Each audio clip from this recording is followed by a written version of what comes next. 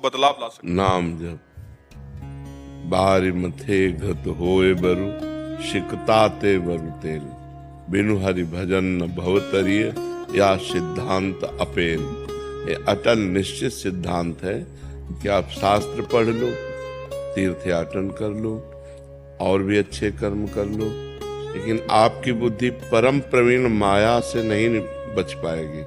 उससे बचने का उपाय भजन है। जब तक भजन जिसके जीवन में नहीं होता तो ज्ञान की बातें करता है, आचरण गिरे हुए ही करता है। वृत्ति उसकी संसार में ही रहती है। और जब हम भजन करते हैं तो हमारी वृत्ति भगवान में रहती है।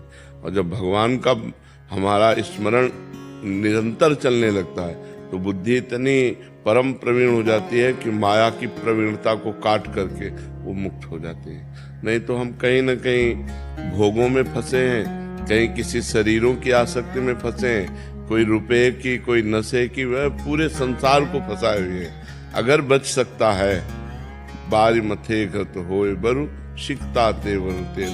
कह रहे भले असंभव में संभव हो जाए।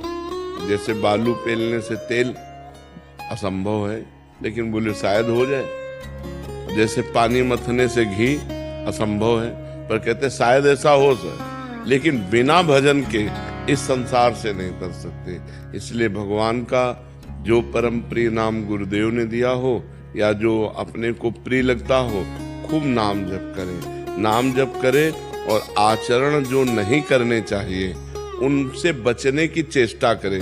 बचाएंगे तो भगवान करो सदा तिनके रखवारी जिम बालक राखे महतारी। जैसे बच्चा गंदी चीज पकड़ना चाहता है, माँ दौड़ के बचा लेती है। ऐसे जो भगवान का भजन करते हैं तो भगवान दौड़कर उसे बचा लेते हैं। कोई न कोई रूप धारण करके आते हैं और जहाँ वो गलत करना चाहता है उसको बचा लेते हैं। भगवान कहते हैं करो सदा तिनके रखवारी। तिनके किनके? जो नाम जप करते हैं, जो भगवान को हृदय से पुकारते हैं पर असमर्थ हो रहे हैं, गंदी बातें उन्हें गिरा रहे हैं। तो जब वो भगवान को पुकारते हैं तो भगवान किसी न किसी रूप में आकर उनकी रक्षा कर लेते हैं और ऐसा बल देते हैं आगे से हमसे वो गलती ना हो। नहीं कोई भगवान को प्राप्त ही न कर पावे। इतनी प्रबल माया है, अगर भगवान कृपा न करें तो कोई भगवान को प्राप्त ही न कर पावे।